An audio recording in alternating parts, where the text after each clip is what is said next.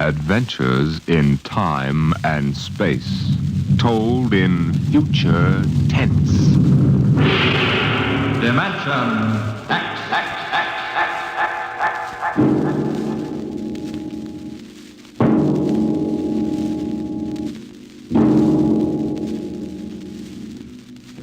Tonight, transcribed from Ray Bradbury's collection, The Martian Chronicles, we present And the Moon Be Still as Bright.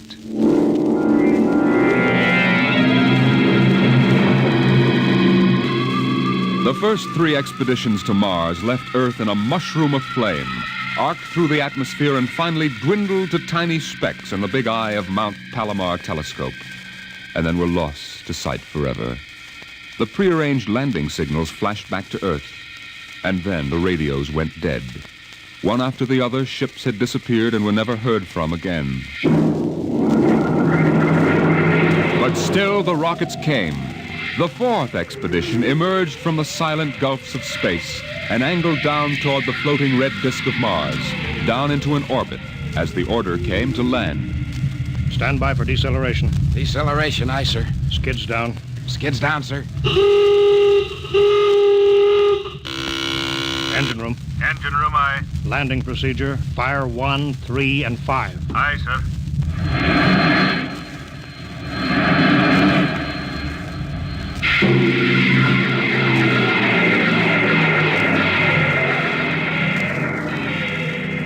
The last blast of the bow jets broke red against the blue desert sands, and the ship slid to a halt at the edge of a vast city that reflected the icy glare of the moonlight. For a while, all was still. All right, Parkhill. Open the airlock. Aye, sir.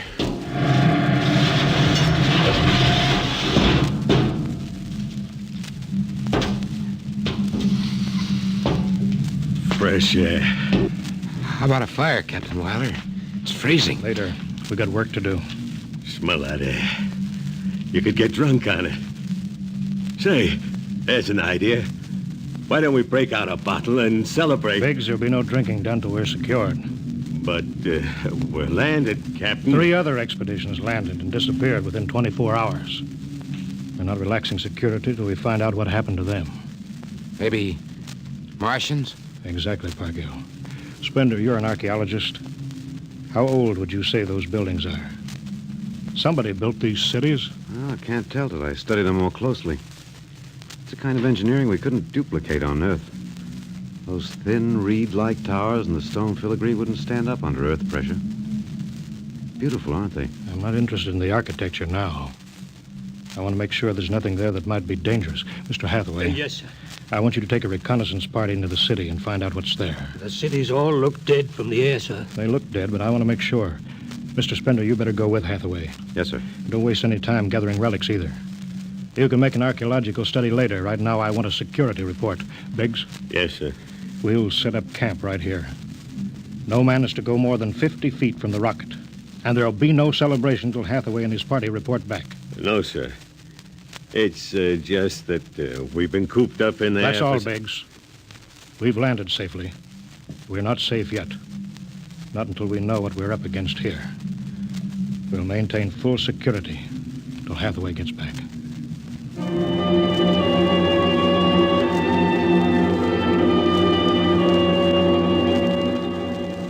In the sea bottoms, the wind stirred along faint vapors, and from the mountains great stone visages looked upon the silvery rocket and the small fire. The sky was black overhead as the 2 racing moons threw knife-edged double shadows on the desert. All right, come and get it. Ciao. What you got to eat, Cherokee? Sawdust, smothered in cold lamb fat. Good. I thought it was something I couldn't eat. Hey, you guys, pipe down. Captain, Mr. Hathaway's back. Captain Wilder. Over here, Mr. Hathaway. Well? Most of the city is dead, sir. Spender says it's been dead a good many thousand years. But we found one part about a mile over. What about it? People were living in it last week, sir. People? Martians. I see. Where are they now? Dead. We found the bodies. Thousands of bodies. They hadn't been dead more than 10 days. What did they die of? You won't believe it. What killed him? Chicken pox. Chicken pox? Yes, I made tests. It worked differently on Martians than on Earth people. Burned them black and dried them out to brittle flakes. But where could they get chicken pox? From Earth, sir. And the other rockets did get through. Yes, sir. I don't know what the Martians did to them, but I sure know what they did to the Martians. Gave them chickenpox and wiped them out. They just didn't have any resistance to an Earth disease. There aren't any of them left? There won't be any. When a thing like that starts spreading, sir, there's no stopping it anywhere. It's 1,000 to 1. It's killed them all. This planet is through. Incredible. Think of it, Captain. A dirty, silly child's disease like chicken pox. It isn't right. Spender, take it easy, You know, man. it's like saying the Greeks died of mumps or the proud Roman Empire collapsed because of athlete's foot. We didn't even give them a decent excuse for dying. We just gave them chicken pox. Spender, get hold of yourself. You didn't see those bodies, Captain. It must have been a shock, I suppose. You need a rest, a little relaxation. Martians are dead. There's nothing you can do about it now. Hey, you hear that?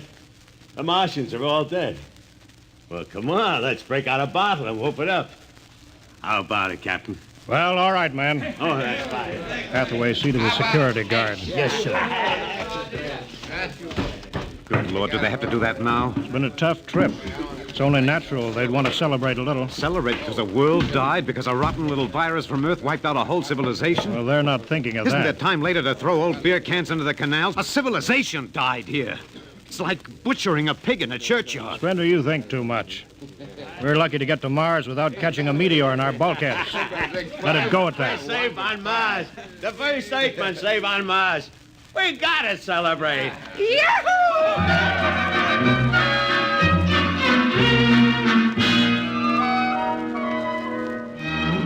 Many bottles were opened and drunk.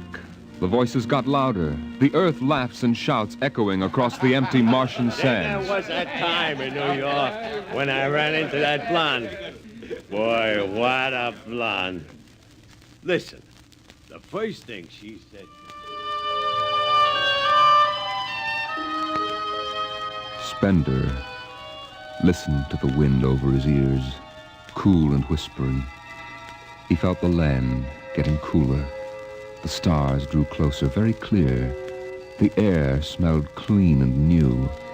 He looked at the cool ice of the white Martian buildings over there on the empty sea lands. What a woman. Hey, what do we do with these empty bottles? Save him. There's a 2-cent deposit. Throw him away. Hey, wait. How about that building? Do the one for $1, I can heave one right through that window. You're on. Here goes. Bullseye! I owe him $1. Double or nothing on the next shot? Put that bottle down, Figs. Who's that? Mr. Spender? Stop smashing those windows. What's the difference? The planet's ours now. I guess I can do anything with it that I want. Drop that bottle, I'll knock your teeth out. Yeah? Just watch me. I warned you, Figs. Spender, what is this? I hit him. He's crazy, Captain. He just walked up and slugged me. Biggs wasn't doing nothing. All right, let go of him. You men go back to your party. Spender, come with me. I like that guy. Just walks up to him and slugs him. He wasn't... Spender, suppose you explain. What was the idea? Oh, the noise, the drunken brawl. I guess I was ashamed of the spectacle the whole crew was making. Where's their respect for what's happened? Their sense of what's right? Men are tired. It's been a long trip. You've got a different way of seeing things. I'm seeing things all right. I'm seeing how we'll ruin Mars. We'll rip it up, rip the skin off the way we've already ruined Earth. We Earthmen have a talent for ruining big, beautiful things. Is that why you hit Biggs? Yes, I couldn't stand the idea of them watching us make fools of ourselves. Them? The Martians. The Martians? They're dead. All dead. But they know we're here. Doesn't an old thing always know when a new thing comes? We've come a long way to smash their windows and spit in their wine. Well, maybe you're right. I'm fining you $50 for that fight. Now suck in your chin. We'll go back there and play happy.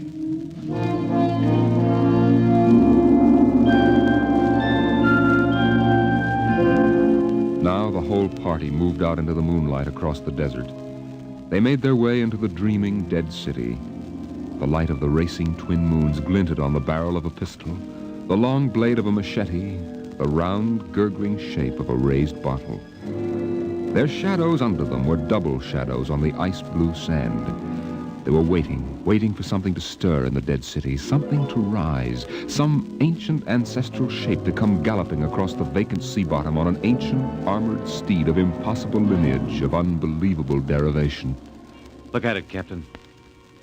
Down those avenues in the mist. You can almost see them. The mind's eye populated the dead city. Each window was given a person who leaned from it and waved slowly, as if under some timeless water, at some moving form in the fathoms of space below the moon-silvered towers. There were faint murmurs of sound, and odd animals scurrying across the gray-red sands. The wind blew in from the dead sea bottom and brushed through the silvery wire filigree of the towers. A strange music drifted down to the double-shadowed streets, a thin, haunted music that played as it had played through the uncounted years of time. Nobody moved. The moons held and froze them. The wind beat slowly around them. Hey, out there! You people in the city! Biggs. Why, I just wanted to make a little noise. Come on. They built this city thousands of years ago. And now where are they? How did they die?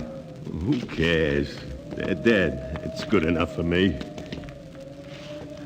Lord Byron. What? Lord Byron, an old 19th century poet. He wrote a poem that fits this city. Might have been written by the last Martian. So we'll go no more a-roving so late into the night, though the heart be still as loving and the moon be still as bright. For the sword outwears the sheath, and the soul outwears its breast, and the heart must pause to breathe, and love itself must rest. Though the night was made for loving, and the day returns too soon, yet we'll go no more a-roving by the light of the moon.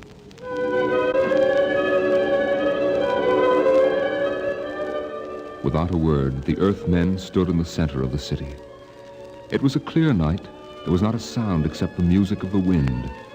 At their feet lay a tile court worked into the shapes of ancient animals and images. They stood there, silvered by the double moons beneath the crystal towers of Mars. And then Biggs was sick, and the sour stench of liquor filled the cool air. The men of Earth had come to Mars. And Spender turned and walked away into the city, alone in the moonlight, never once stopping to look back.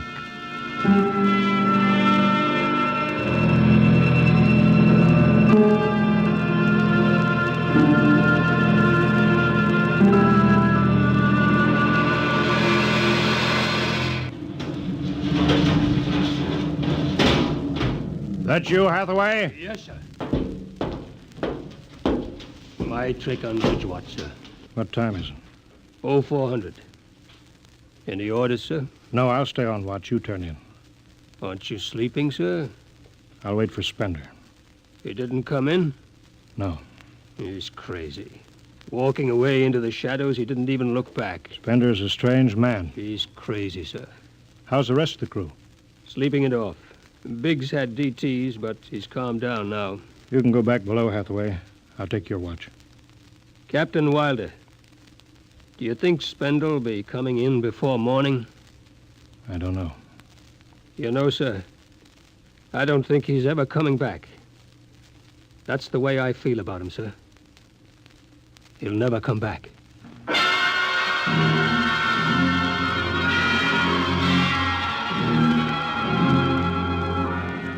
It was a morning that might have been a Monday, or a Tuesday, or any day on Mars. Biggs was on the canal rim, his feet hung down in the cool water, soaking, while he took the sun in his face. What are you doing back here, Biggs? Didn't you go out with the search party? Yeah, I come back. I got a blister. Sure. What do you mean? Look, Cherokee, you see that? Anyway, I had enough searching. 4 days hunting for that screwball Spender. Didn't find him yet, huh? Nah, good riddance. Oh, my feet, I'm gonna soak 'em good. If I was wild, I wouldn't worry about that nut spender. Let him go. He's a crackpot anyway. A little foggy upstairs, I guess. Why don't you take your feet out of that canal, Biggs? I gotta make coffee out of that water. Coffee? You call that stuff coffee? I had a motorcycle once that dripped grease that tasted better than that. Wait a minute. Biggs, look over there, Where? by that bush. There's someone there. Hey, It's him. Hey, Spender! Spender. Hey, he's coming over. Why didn't he stay lost, the crazy jerk? Hi, Spender. Long time no see. Hello, Cherokee. I've been exploring some ruins.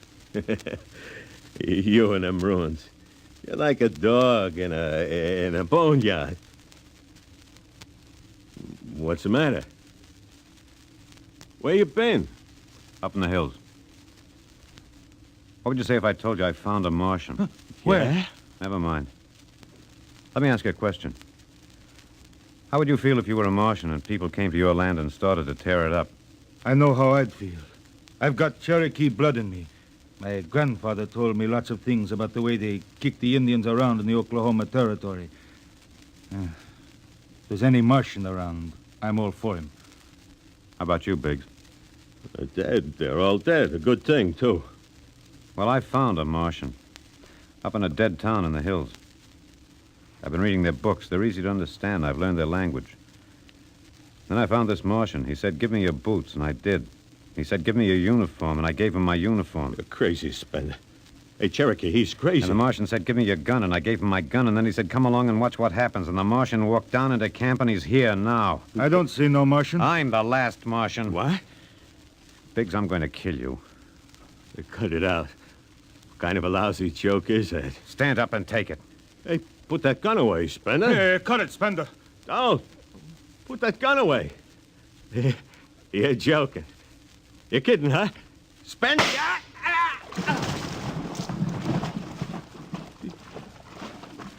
He's dead. You killed him. You can come with me, Cherokee. You know how the Martians would feel. You can be in this with me. Killed him. You just killed him. He deserved it. You're crazy. Well, maybe I am. But you can come with me. Come with you for what? Go on. Get out of here, you crazy murderer. All of them, I thought you'd understand. I thought you'd remember what happened to your own people. You get out of here, you crazy Don't murderer. reach for that gun.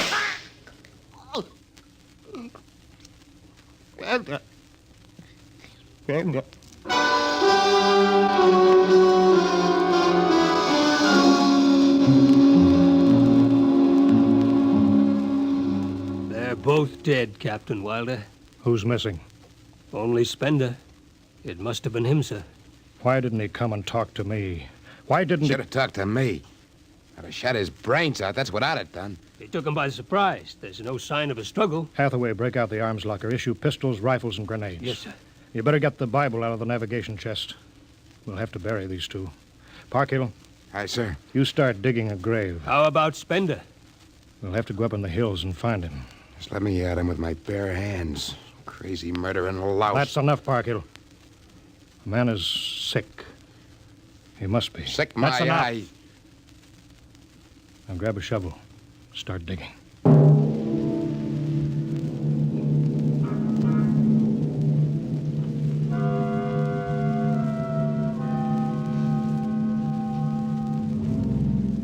Spender saw the thin dust rising in the valley, and he knew the pursuit was beginning.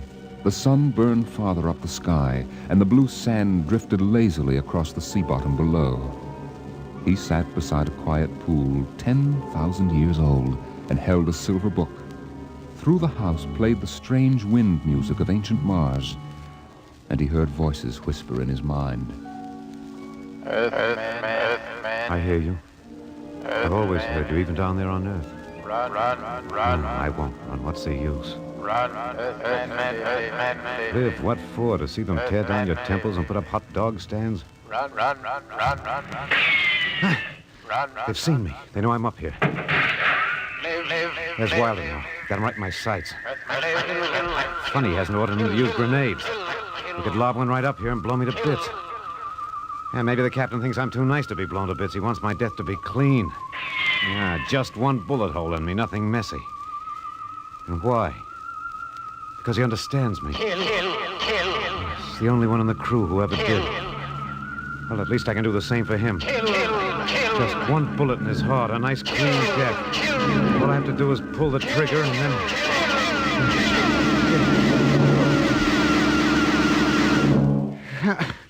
It's no use. I can't do it to him. Spender!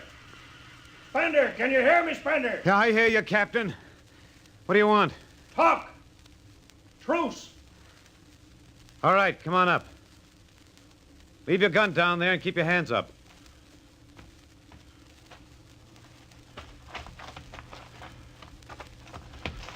Spender, are you there? Over here.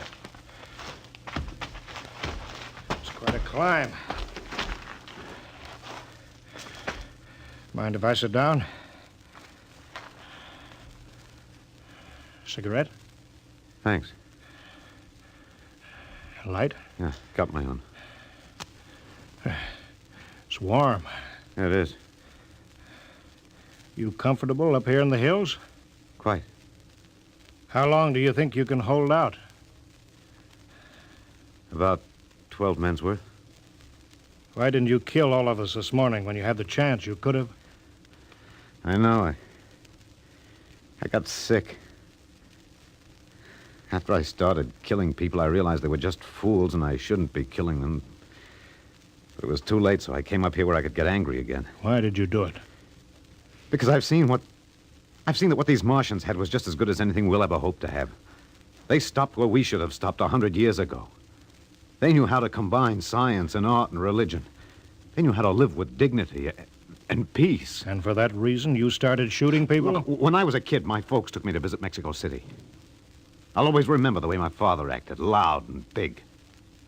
My mother didn't like the people because they were dark and didn't wash enough.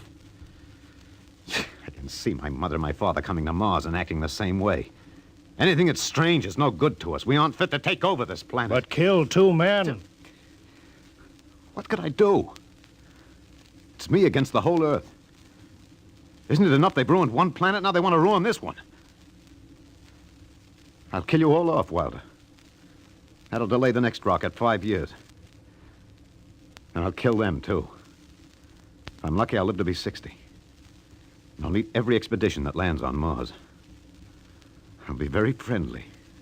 I'll explain that our rocket blew up one day. And I'll kill them off. I'll save Mars for half a century. And by then, maybe the Earth people will give up. You got it all planned. Yes. Yet you're outnumbered. We already have you surrounded. In an hour, you'll be dead. I found an underground passage that'll take me back into the hills, Wilder. I'll go back there, and then I'll pick you off one by one. We'll see.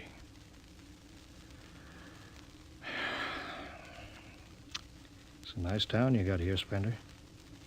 Beautiful. I'd like to live here. You can.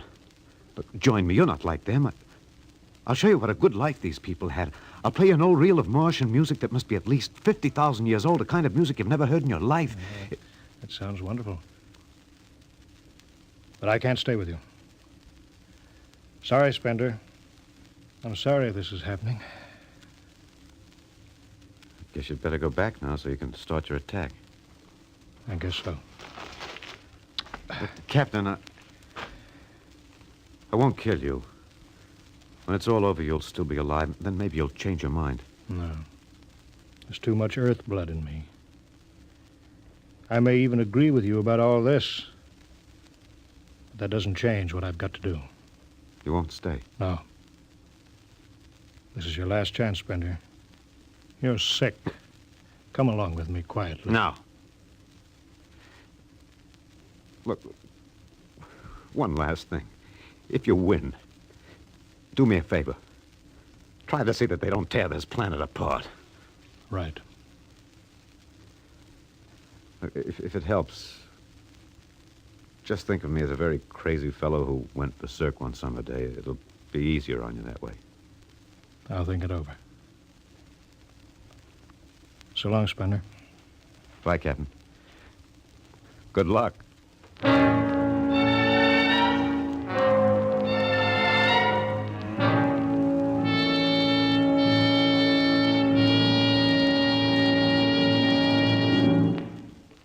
We'll go after him now. Hathaway, you take the right. I'll lead on the left. You have to kill him. He won't come down. Make it a clean shot if you can. Get it over with. I'll blow his bloody brains out. No, Parkhill. Through Bloody the heart. brains. You heard what I said. Through the heart. Now let's go get him. They spread out again, walking and then running on the hot hillside places where there would be sudden cool grottos that smelled of moss and sudden open blasting places that smelled of sun on stone. The men ran and ducked and ran and squatted in the shadows. Blow his brains out! Just one slug, that's all he needs.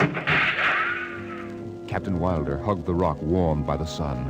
He gasped, for the air was thin and not meant for running. Spender lay at the top of the hill, and a gap in the rocks showed the white of his shirt against the shadows. Wilder looked at the towers of the little clean Martian village like sharply carved chess pieces lying in the afternoon. He saw the rocks and the interval between where Spender's chest was revealed. Go on, Spender, get out. You've only got a few seconds to escape. Get out to the caves and come back later. Go now, Spender. Or I've got to end it. I've got to think I'm right and pull the trigger. Go now. Get out. I'll get him. A slug in the head. I'll blow his bloody... No, Parkhill. Put down that gun. I've got to do this myself. Spender. Why didn't you get out? Why?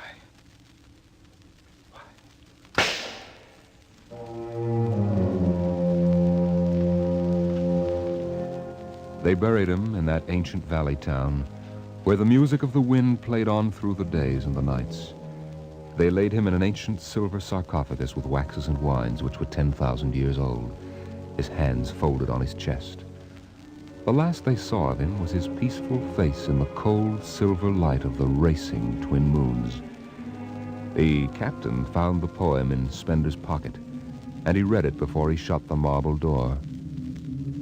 So we'll go no more a-roving so late into the night, though the heart be still as loving and the moon be still as bright, though the night was made for loving and the day returns too soon, yet we'll go no more a-roving by the light of the moon.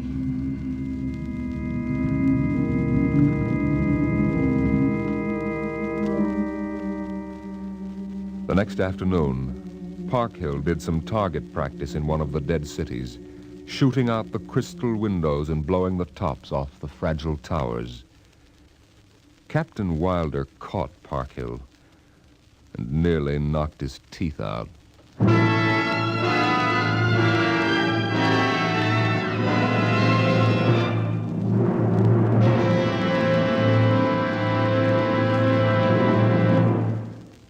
All of you regular listeners to Dimension X will be interested to know that our show is changing its day and time of broadcast over this station. Starting early in November, we'll be back at the new time. We suggest you watch your local newspaper and be sure to join us in about 4 weeks for a new series of adventures into the unknown world of tomorrow, the world of... Dimension X.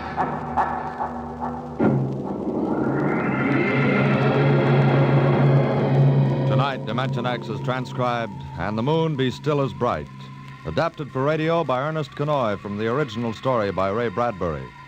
Featured in the cast were Alexander Scorby as Spender, Wendell Holmes as Captain Wilder, and your host and narrator for the story, Norman Rose.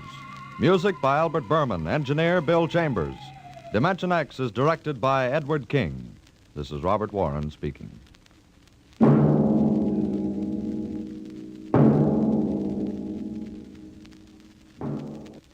Enjoy the Life of Riley with William Bendix next Friday on NBC.